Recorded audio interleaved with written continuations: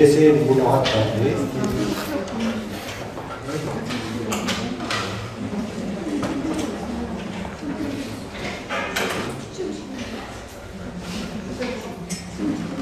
Et de faire le cours sur les lésions ménisco-ligamentaires.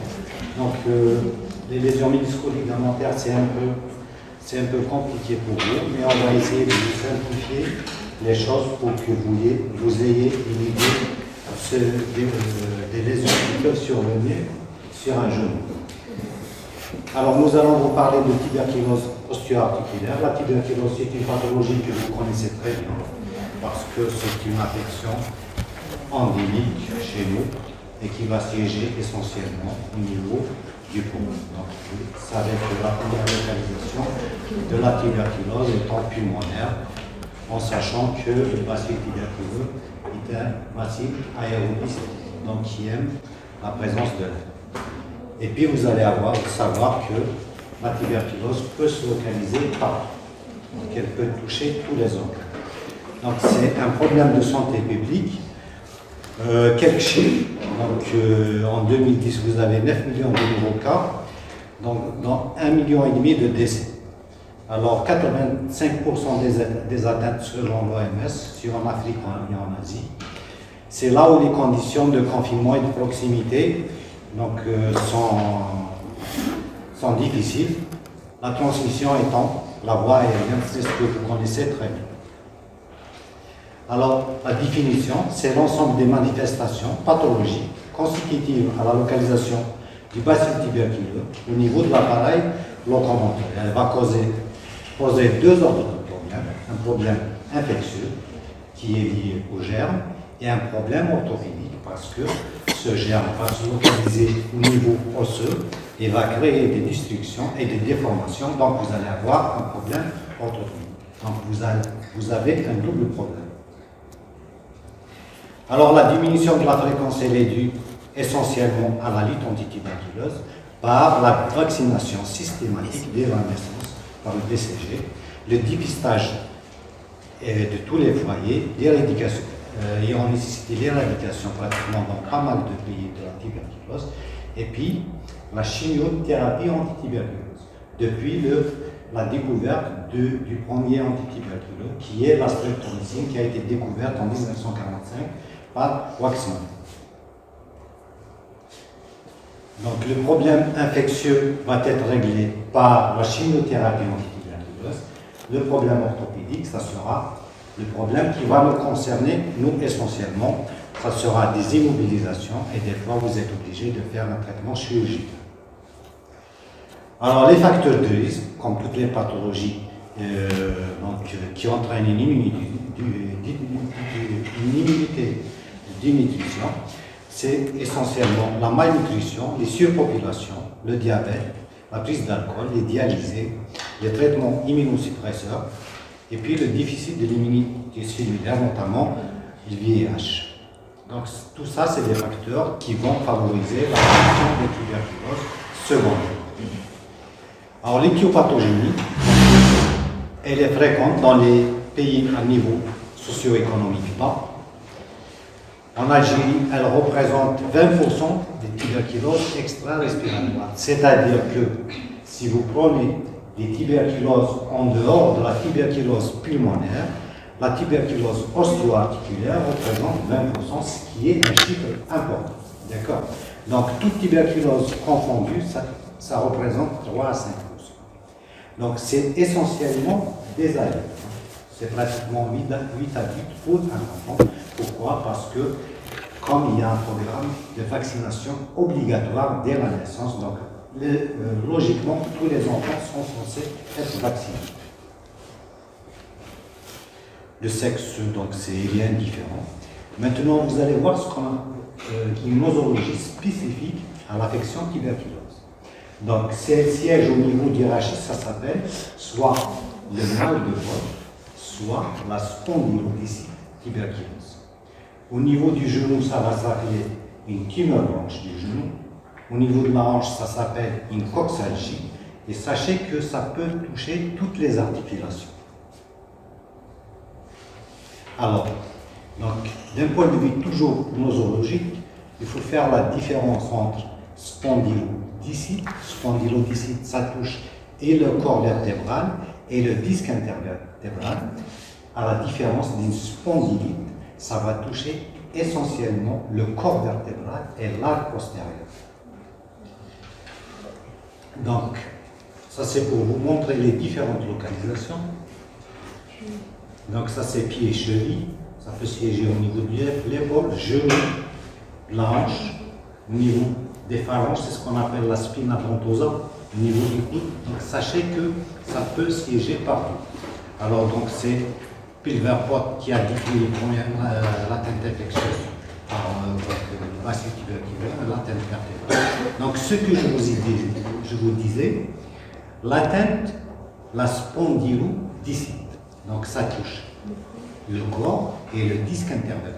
Donc ça c'est une spondylodicite. Quand ça touche les deux, ça touche et le corps spondylo et dicite. Donc ça s'appelle une spondylodicite. Mais maintenant, il y a des formes particulières qui vont toucher simplement le corps et l'arc postérieur de la vertèbre. Ça s'appelle une spondylite. Donc c'est des formes très rares et vous ne pouvez les mettre en évidence qu'à l'IRM. D'accord? Donc sachez que c'est une entité qui existe, mais donc, qui passe souvent, qu'on ne voit pas souvent. Alors, le bacille, vous le connaissez très bien, c'est le bacille humain, le Mycobacterium tuberculosis. Donc on peut avoir le bacille bovis. Donc le mode d'envahissement, c'est essentiellement, c'est une tuberculose qui est secondaire. C'est essentiellement par voie hématogène. Donc vous pouvez avoir une infection parfois lymphatique, par continuité, une inoculation directe chez les agriculteurs. Ça existe, mais sachez que la voie principale étant la voie hématogène.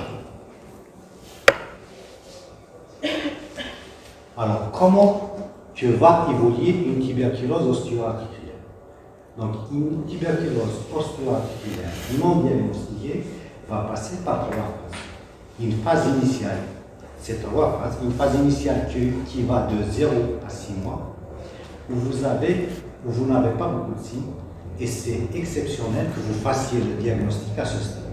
Donc, c'est ce qu'on appelle la phase initiale. Une phase secondaire, qu'on appelle la phase de destruction, c'est la phase où vous avez le maximum de signes. Le diagnostic, il fait généralement durant cette phase qui va de 6 mois à 18 mois, 2 années. Donc c'est la phase de destruction. Vous allez voir que ça va commencer par détruire progressivement et ça va entraîner des déformations. Et vous allez avoir une 3e phase à partir de la 2e phase. C'est ce qu'on appelle la phase de réparation. Donc, si le patient s'en sort, parce que durant la 2e phase, le patient peut mourir par tableau de septicémie, parce que vous pouvez avoir une tuberculose. Donc, si ça évolue bien, ça peut évoluer vers ce qu'on appelle la phase de cicatrisation.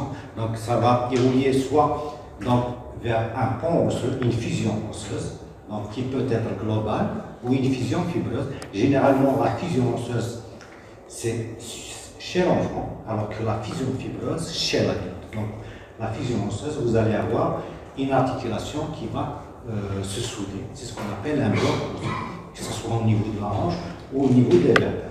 Donc, une tuberculose non diagnostiquée va évoluer spontanément à son propre rythme. D'accord? Donc, avant l'apparition de la chimiothérapie anti-tuberculeuse, les gens, quand ils avaient tous les arguments en faveur d'un diagnostic d'une tuberculose osteo-articulaire. Qu'est-ce qu'ils vont essayer de faire? Ils vont essayer de suivre le patient et de lui donner une évolution à ce qu'il cicatrise d'une manière fonctionnelle adaptée. Par exemple, si vous avez une lésion qui va siéger au niveau du genou, vous n'allez pas laisser votre genou partir en flexion, parce que si le patient fait une fusion dans cette position, vous voyez que cette position est incompatible avec la marche. Donc vous allez l'immobiliser, votre patient en extension avec un flexion de 10 degrés, le patient peut marcher normalement. D'accord? Donc si vous avez une tuberculose qui siège au niveau par exemple dorsal, ça s'appelle en dorsal, neurologiquement on dit c'est comment? Mal de ventre. Le mal de ventre ou Spondylodicite. Tuberculose. D'accord. Donc sachez que d'un point de vue statistique, plus de 50% de ces localisations osseuses vont siéger au niveau du rachis. Et au niveau des rachis, la localisation de prédilection, c'est le rachis d'os. D'accord. Donc retenez qu'en matière, 50% des localisations, c'est au niveau du rachis. Et au rachis, c'est surtout le rachis d'os. Mais sachez que ça peut siéger en lombaire et ça peut siéger en cervical, ce qui est une forme grave. D'accord? Alors, nous avons parlé de 3 phases. La première phase, donc c'est une phase d'attaque au début. Vous allez avoir une atteinte de la synoviale, vous pouvez avoir un étanchement, une synovie, une osteolyse. Il n'y a pas de destruction macroscopique. La deuxième phase, c'est la phase de destruction. Elle va commencer à partir du 6e mois. Donc vous allez avoir une destruction du cartilage, une synoviale qui est remaniée inflammatoire formée de fongosité, une atteinte de la capsule. Vous allez avoir une conséquence, c'est la destruction des extrémités articulaires. Le patient peut venir dans une attitude vicieuse, que ce soit si au niveau du genou, il peut venir en fléchant, en valgus, en valgus. Au niveau du hanche, il peut venir en fléchant. Et en dorsal, il peut commencer à faire une syphose. D'accord? Donc c'est là où vous avez le maximum de déformation. Alors vous allez avoir ce qu'on appelle des abcès qui sont migrateurs, ils sont ossifliants et acrifliants. Vous allez voir qu'au niveau du rachis, vous savez qu'il y a ce qu'on appelle le muscle psoasilien. Le muscle psoasilien qui va y aller à partir de D12L1, il va descendre à travers les lombes et il va y arriver jusqu'au petit trochanter, c'est ce qu'on appelle le muscle psoasilien qui est en guillemets dans une aponévrose. Vous allez avoir des abcès paravertébraux. Ces abcès peuvent migrer à travers les gaines musculo-aponévrotiques. C'est ce qu'on appelle, donc c'est pour ça qu'on dit que c'est des abcès qui sont ossifliants et acrifliants et migrateurs. Donc ils vont migrer à travers le dorsal, ils vont suivre le trajet du psoas, ils peuvent se retrouver au niveau lombaire, et ça vous donne quoi comme signe clinique au niveau lombaire? Un signe que vous connaissez très bien en signologie clinique, c'est le psoïtis, c'est l'infection de la hanche. Donc vous avez un abcès, les abcès lombaires peuvent se manifester par un psoïtis. Donc ils peuvent migrer vers les lombes et ils peuvent migrer en avant à travers l'arc articural et passer vers la hanche, ou en arrière à travers le trou obturateur et y aller vers le grand trochanter, vous donnez une trochantérie tuberculeuse. Ça peut redescendre vers le bas, il va suivre la gaine du vaste médial et descendre vers le genou, ça va vous donner une tumeur blanche du genou. Donc vous allez voir que ces abcès ont la possibilité de migrer. D'accord? Donc c'est pour ça qu'on les appelle les abcès migrateurs, ossifliants et acrifliants. Sachez que ces abcès peuvent comprimer un organe de voisinage. Et ils peuvent diffuser en arrière des rachis et vous donner ce qu'on appelle. Ils peuvent comprimer l'axe neural. Le patient peut venir dans un tableau de troubles neurologiques, de paraplégie ou de paraplégie, si les lésions sont très avancées. D'accord? Et il peut vous donner des signes inflammatoires autour de la moelle, c'est ce qu'on appelle la myélite tuberculeuse. Donc vous voyez que durant cette phase, vous allez avoir le maximum de signes cliniques et le diagnostic, il est souvent fait à partir du 9e, 12e ou 14e mois en moyenne. Sachez que des fois, ça prend plus. Donc, à partir de là, vous voyez que ce n'est pas un diagnostic qui est facile. Donc, souvent, le diagnostic, on va le faire au stade de destruction. Et sachez qu'en matière de traitement, c'est-à-dire que si vous arrivez à faire un diagnostic au stade initial, la guérison sera totale. Mais par contre, si vous faites un diagnostic à un stade où il y a des lésions qui sont avancées déjà, la chimiothérapie va vous permettre de guérir l'infection tuberculeuse, mais la destruction osseuse, vous n'allez pas la faire. Donc ce qui est détruit restera détruit. Donc d'où l'importance de faire un diagnostic précoce. Demain, vous serez des médecins, chacun où il va exercer. Donc pensez quand vous avez une fièvre qui n'arrive pas à partir, des douleurs dorsales où vous n'arrivez pas à faire le diagnostic, pensez à explorer un peu plus votre malade et pensez toujours aux affections endémiques qui sont présentes dans notre pays. Ça peut être souvent le diagnostic est fait tardivement. Alors, donc nous avons parlé de ces abcès. Alors, ces abcès peuvent fistuliser dans leur évolution à la fin. Ils peuvent fistuliser vers la peau, ils peuvent sortir à travers la graisse ou les mains. D'accord. Donc, durant cette deuxième phase, vous pouvez avoir des troubles trophiques avec une altération de l'état général, avec une évolution possible vers la mort par cachexie, c'est par syndrome de septicémie. Le patient peut vous faire une mini-tuberculose avec une méningite et un. Ça peut entrer dans un cas de septicémie et ça peut emporter le patient. Alors, donc ça, c'est pour vous montrer. Donc, ça, c'est les abcès en faisceau par la vertébrale. Alors là, vous voyez le muscle psoas-ilien qui va venir de D12 jusqu'au petit trochanter. Donc, ces abcès peuvent suivre la gaine du muscle psoas-ilien qui vont venir soit au niveau de la hanche à travers la calcula. Ça va vous donner une coxalgie, ou en arrière, ou à travers le trou obturateur, ils vont y aller vers le trochanter et ça va vous donner une trochantérique tuberculose. Ça, c'est l'aspect IRM d'abcès en faisceau par la vertébrale. Vous voyez que les vertèbres, vous allez voir ces images de destruction vertébrale, et ça, c'est votre abcès. Donc, je vous avais dit que ces abcès peuvent fistuliser. Donc, ça, c'est l'évolution spontanée d'une tuberculose osteo-articulaire. Donc, la troisième phase, c'est ce qu'on appelle la phase de réparation. Après 2 à 3 années d'évolution, on peut arriver à un assèchement des fistules spontanément, une disparition des abcès, une reminéralisation des lésions osseuses, avec une amélioration de l'état général. Vous allez avoir 2 modes de guérison, une fusion osseuse ou une raideur fibreuse. Donc la raideur fibreuse, nous allons la retrouver essentiellement chez l'adulte avec possibilité de récidive. Donc l'objectif du traitement chez l'enfant, c'était une fusion dans une position de fonction. Chez l'adulte, comme c'est une fusion fibreuse, vous pouvez avoir une évolution cyclique avec des risques de récidive.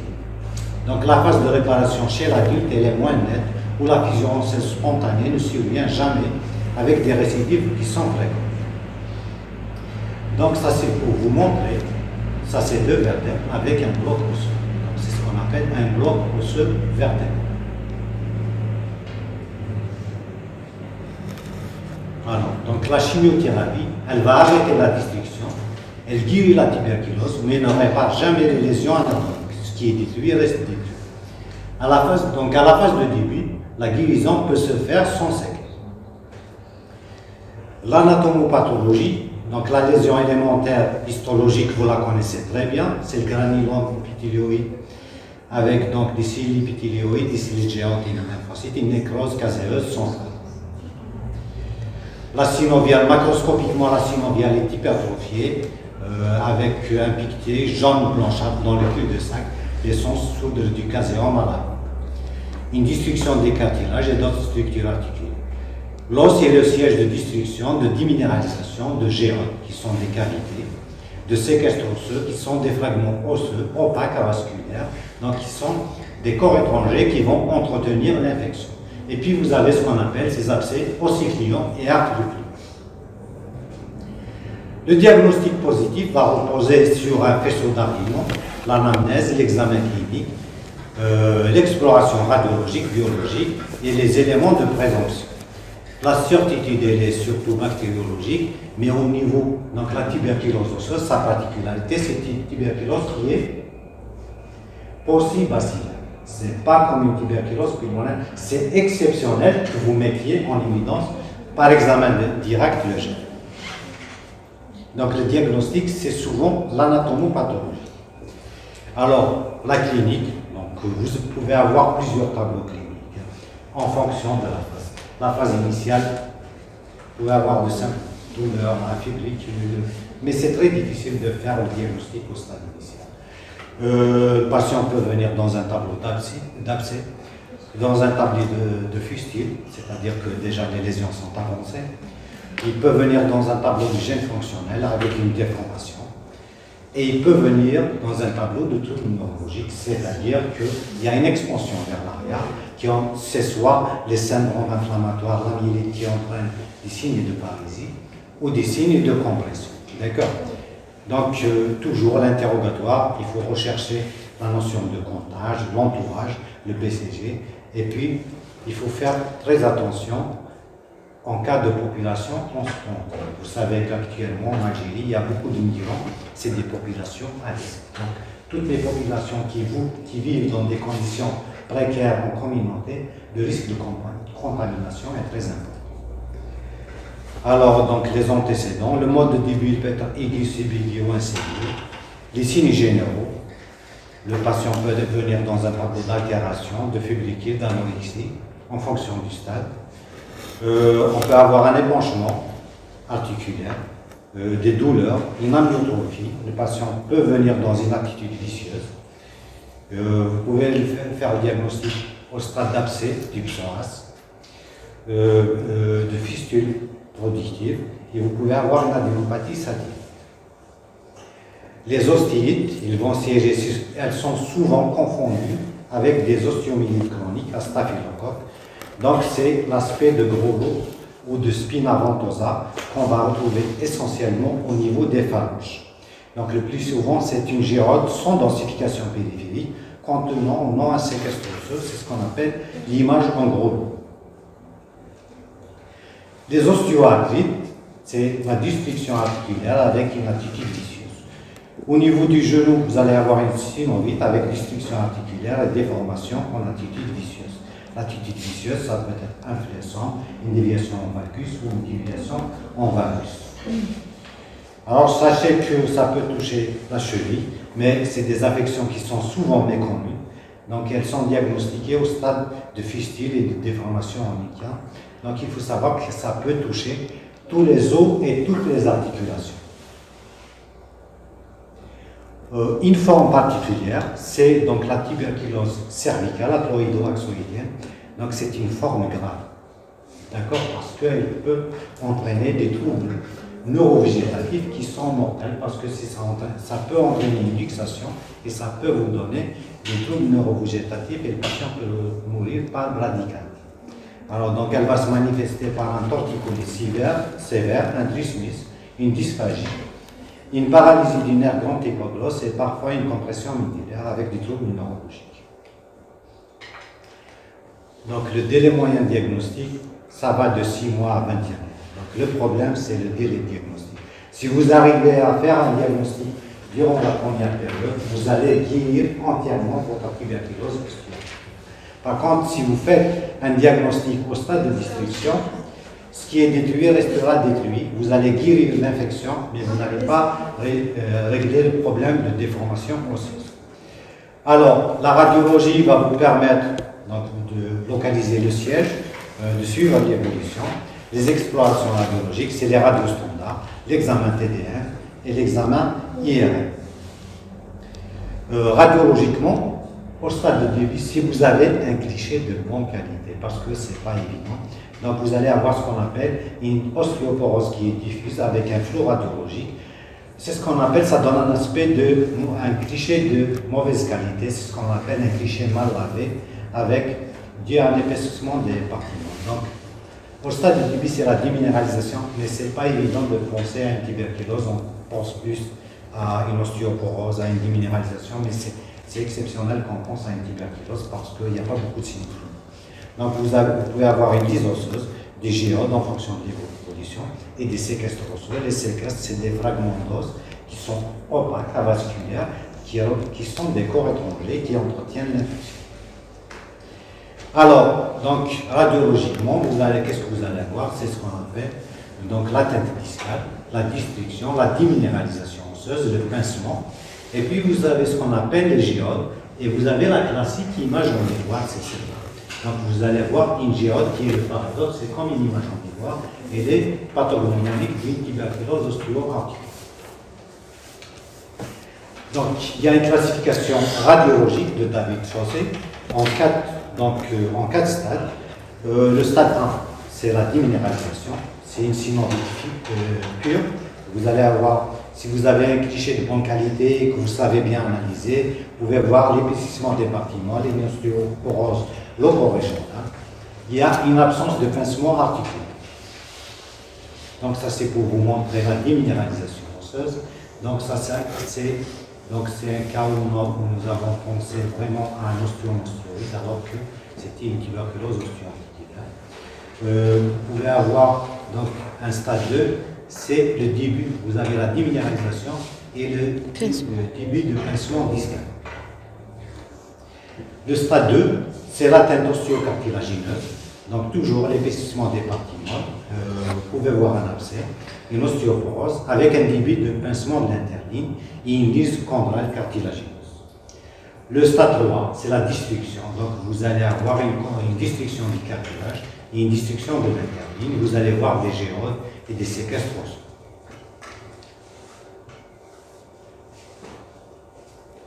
Donc, ça, c'est pour vous montrer que le début de destruction corporelle et discale. Et puis, vous avez cette syphose, donc qui va y aller progressivement. Donc le rachis va commencer à se plier jusqu'à arriver à cette syphose qui est pratiquement de 80 degrés. Et ça va quand votre rachis se met dans cette position de syphose. Donc il n'y a pas que les phénomènes inflammatoires qui vont irriter l'axe neural. C'est l'os qui va comprimer la moelle et qui va vous donner des troubles neurologiques. Ça peut commencer par une paraplégie et qui va évoluer, si vous le laissez comme ça, vers une paraplégie. Donc, le stade 4, c'est la majoration des lésions destructrices avec une disparition complète de l'interligne.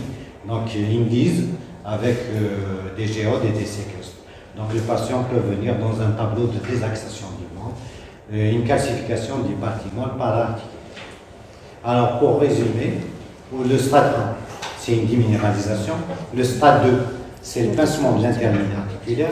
Le stade 3, c'est la destruction de l'interligne articulaire. Et le stade 4, c'est la disparition de l'interligne articulaire. L'examen scannographique, évidemment, il va vous mettre mieux en évidence les lésions de sclérose, de dysosseuse, de séquestre. Il va vous mettre en évidence les abcès et les calcifications. Alors, l'IRM a tout son intérêt dans la spondylite au stade de début, c'est-à-dire que la spondylite, nous avons dit que ça touchait le corps vertébral et l'arc postérieur sans atteinte discale. Donc, elle va vous mettre en évidence les abcès, l'extension en arrière vers l'espace péridural, les déformations vertébrales, l'espacement, la cyclose, les rétrécissements canalaires, la compression radiculaire, et puis il y a tout ce qui est réaction inflammatoire autour de la moelle, que ce soit arachnoïdite ou myélique.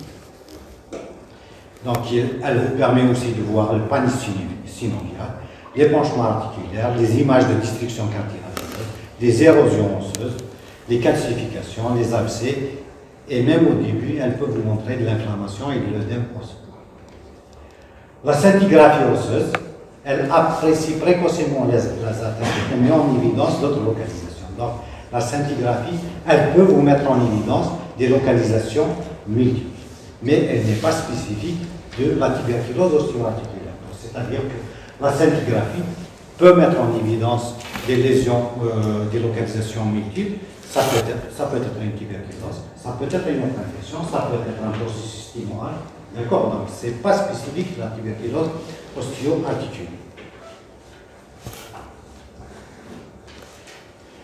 Biologiquement, la formule, donc vous allez avoir une anémie de type inflammatoire, une VS qui est augmentée comme dans toutes les infections. Alors, l'idéal à la tuberculine, c'est seule sa négativité vous permet de déterminer, d'éliminer un processus tuberculin. Alors, cet IDR, donc il y a beaucoup de faux négatifs en cas de dénutrition et de co-infection par le VIH. Donc, il faut savoir qu'il faut mesurer l'induration qui est d'au moins 10 mm. Donc, en cas d'infection par VIH, elle doit être diminuée jusqu'à 5 mm. Vous allez la trouver positive aussi chez les sujets vaccinés et en cas de forte endémie. Qu'est-ce qui va vous apporter la certitude diagnostique en matière de tuberculose osteo-articulaire? C'est la méthode. Donc l'examen direct, c'est exceptionnel qu'on arrive à faire le diagnostic. Donc, ça va vous permettre d'éliminer une étiologie rhumatismale, une ostéoarthrite non tuberculeuse, que ce soit acryogène, angique ou brucellien. Alors, les prélèvements sont souvent négatifs, donc le BK il est possible à 6 heures. C'est en milieu anaérobie, alors que lui c'est un aérobie strict, il vit en milieu alcalin. Alors que le pus c'est un milieu qui est neutre. Donc ça va, l'infection va ralentir la poussée du BK, c'est ce qui est difficile pour mettre en évidence le bacille par examen direct. Alors, les milieux de culture, vous le connaissez très bien, le Lowenstein-Johnson, avec des lectures à 21, 45 et 60 jours. Sachez que donc, la surinfection par des germes bannis va gêner la pousse des bébés. Donc, s'il est surinfecté, le BK ne va pas pousser, ça va gêner en milieu acide. Et ce n'est pas évident de mettre en évidence par examen direct. Le germe, nous avons dit que c'est le Mycobacterium tuberculosis humain. Alors l'histologie, donc vous allez faire un prélèvement, donc soit d'abcès par une biopsie à l'aiguille ou une biopsie chirurgicale. Maintenant, ça dépend de ce que vous allez avoir. Donc la lésion, vous la connaissez très bien, c'est la lésion casio-folliculaire. Donc la conduite pratique, vous allez avoir une fistule productive, vous pouvez faire une bactériologie. Les abcès, vous pouvez les fonctionner sous écran guidé, scanner guidé ou chirurgicalement. Par exemple, au niveau du psoas, donc soit vous faites une ponction scanner guidé, écho guidé, ou vous drainez complètement l'abcès pour faire un examen anatomopathologique. Donc, si vous n'avez ni d'abcès ni de fistule, vous faites une biopsie chirurgicale en fonction du siège de la lésion. La PCR, c'est quelque chose qui est en vogue donc, après l'apparition de la Covid. Donc, elle vous permet de mettre en évidence l'ADN de la mycobactérie. Donc, il a une spécificité de 92 à 98% avec une rapidité de résultat. Donc, les prélèvements, c'est les liquides infectés. Alors, les diagnostics différentiels, il y en a beaucoup. Les infections acryogènes, les arthrites, les brucelloses, les échinococques, les affections rhumatismales. Et puis, dans les spondylites, il faut toujours faire attention aux lésions tumorales métastatiques et faire attention aux hémopathies malignes, que ce soit les myélomes ou les plasmocytes. Donc, quand vous avez une spondylite, ça peut être une tuberculose vertébrale, comme ça peut être une hémopathie ou une métastase vertébrale. Donc, c'est la biopsie qui va trancher. Vous avez des questions sur le diagnostic, l'évolution, l'apparition? Si on est bon à stade,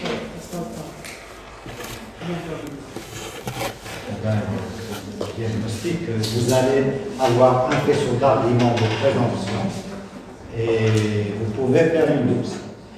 Si vous avez par exemple au niveau du genou un petit épanchement tibien, ça peut vous faire. Si vous avez au niveau achillien une réaction qui commence à se faire, on peut faire une biopsie. Donc, mais c'est exceptionnel qu'on fasse un diagnostic au stade de stade. C'est clair? Donc le traitement c'est très simple. Le traitement de la tuberculose osteo-articulaire, c'est le même schéma thérapeutique que le traitement d'une tuberculose pulmonaire. Donc il faut savoir qu'il y a un schéma national. Donc la tuberculose osteo-articulaire, c'est 6 mois de traitement, 2 mois et 4 mois. C'est comme la tuberculose pulmonaire. Donc vous êtes obligé de respecter le schéma national. Donc tuberculose osteo-articulaire, vous allez voir que si vous lisez des articles, que ce soit du BMC, des pays développés, vous allez voir qu'ils mettent 9 à 12 mois, mais nous, on met le schéma de 6 mois. Maintenant, il y aura des formes où il y aura persistance, on est obligé de prolonger 9 mois, 12 mois, ça peut être jusqu'à 18 mois. Mais nous, la tuberculose osteo-articulaire, c'est 6 mois. Donc, nous avons parlé d'un double problème. Donc, nous avons parlé du problème infectieux et des problèmes orthopédiques. le problème infectieux, nous allons mettre la chimiothérapie antituberculeuse. La chimiothérapie antituberculeuse, vous la connaissez très bien. Donc, c'est des isoniazides, la rifampicine, pyrazinamide, streptomycine, ethambutol et thiacétazone, avec donc 2 mois ethambutol, rifampicine, pyrazinamide, isoniazide durant 2 mois, et puis 4 mois rifampicine, isoniazide. Donc, il faut savoir que c'est beaucoup de pilules et c'est pas évident que le patient les prenne régulièrement. C'est pour ça qu'on parle d'observance. Vous savez c'est quoi l'observance? L'observance, c'est la capacité pour un patient de prendre son traitement correctement. Donc, vous savez qu'en matière de tuberculose pulmonaire, normalement, quand on fait un diagnostic d'un sujet qui présente une tuberculose pulmonaire, on hospitalise. On hospitalise, il faut des bilans parce que c'est des molécules qui sont toxiques, que ce soit pour le foie, que ce soit pour les yeux, pour les oreilles, les dents. Donc, il faut leur apprendre. Donc, il faut leur apprendre à suivre les signes cliniques et il faut qu'ils prennent leur traitement. Parce que c'est une maladie à déclaration obligatoire et le traitement est obligatoire. Si vous êtes tuberculeux, vous êtes obligé de prendre votre traitement parce que sinon, vous représentez un danger pour la société. Donc, le traitement est obligatoire. Donc, l'observance, si vous mettez 6 comprimés, c'est très difficile pour un patient d'avaler 6 comprimés par jour. Donc, c'est pour ça qu'on a des formes de 3 comprimés, de 4 comprimés, qui permettent de faciliter, tout en sachant que ça donne beaucoup de complications, que ce soit hépatique, rénale, oculaire et donc, la durée du traitement, c'est le même schéma depuis les années 80, c'est 6 mois pour toute forme de tuberculose. Donc, avec la première phase 2 mois, 4 drogues et deuxième phase 2 drogues. Donc, il faut savoir que c'est un régime qui a démontré son efficacité. Maintenant, vous allez voir les formes qui sont persistantes qu'on n'arrive pas à guérir. On va passer 9 mois, 12 mois, mais ce n'est pas tous les patients. Donc, la condition d'application, il faut que vous ayez une certitude diagnostique. Logiquement, on n'a pas le droit de traiter une tuberculose si on n'a pas une certitude diagnostique. Donc, c'est des régimes qui sont chers, mais qui ont démontré leur efficacité. Donc, ça, c'est pour vous montrer. Ça, c'est une tuberculose qui est jaune de la hanche. Ça s'appelle Coxalgie. Donc, vous voyez des images avec pincement de l'interline, une description des images sclérogéniques. Donc, il a été mis sous traitement. Donc, ça s'est reminéralisé un peu, mais l'interline reste pincé. Fonctionnellement, c'est un patient qui doit être traité. Alors, le traitement orthopédique, donc, lors du diagnostic, le traitement visera à limiter les déformations. C'est-à-dire que si vous faites une tuberculose au niveau de votre genou, il faut mettre une attelle en extension pour que le genou ne se déforme pas. Si le patient fait une tuberculose dorsale, la syphose, il faut mettre un procès pour le patient pour qu'il ne parte pas en syphose, parce que la dissection va entraîner une syphose. D'accord? Donc c'est pour préserver l'avenir fonctionnel de ce rachis. Donc lutter contre la douleur et corriger une attitude vicieuse. Donc ça c'est pour vous montrer ce que c'est un bloc vertébral. Ça c'est 2 vertèbres qui sont soudées. Donc c'est un bloc osseux vertébral. Et puis ça c'est quoi? Donc, regardez cette hanche. Donc, vous voyez un donc là, c'est une. Ça s'appelle comment? Une fusion d'une articulation?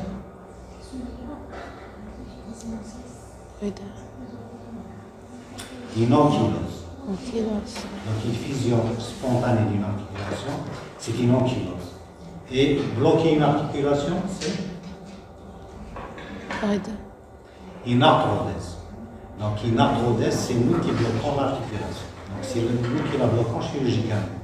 Une ankylose, c'est une articulation qui est fusionnée. Par exemple, à la suite d'une fracture articulaire, ça peut évoluer vers un bloc osseux. Une tuberculose articulaire peut évoluer vers un bloc osseux avec ankylose. D'accord? Donc, ça, c'est une ankylose. Et une raideur, une diminution de la mobilité articulaire. Donc, les indications à la chirurgie, donc déjà, elle va viser à résoudre un problème diagnostique, traiter une complication neurologique et prévenir l'aggravation d'une syphose vertébrale. On peut traiter aussi les séquelles. Donc la biopsie, vous la faites à visite diagnostique. Vous pouvez, elle va permettre l'évacuation d'un abcès. Et puis, il faut savoir, on peut corriger une déformation chirurgicalement. On peut mettre une prothèse après des années, que ce soit de hanche ou du genou, une fois qu'on s'assure qu'il n'y a pas de stigmate d'infection. Donc ça, c'est pour vous montrer qu'on peut bloquer une articulation à la suite d'une tuberculose osteoarticulaire qui a entraîné une destruction de l'articulation du genou. Donc nous avons bloqué nous-mêmes l'articulation.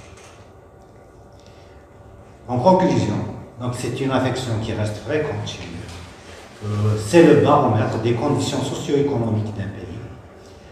Elle va apparaître sur un terrain fragilisé, déficit immunitaire, que ce soit le sida, les patients qui sont sous corticothérapie. La prévention, c'est essentiellement la vaccination obligatoire dès la naissance. Et puis, toujours, donc c'est une maladie à déclaration obligatoire. Quand vous faites le diagnostic, vous êtes obligé de déclarer et d'adresser le DAT pour un traitement. Et il faut être sûr que le patient prend son traitement. Vous avez des questions? Non? Vous avez tout compris?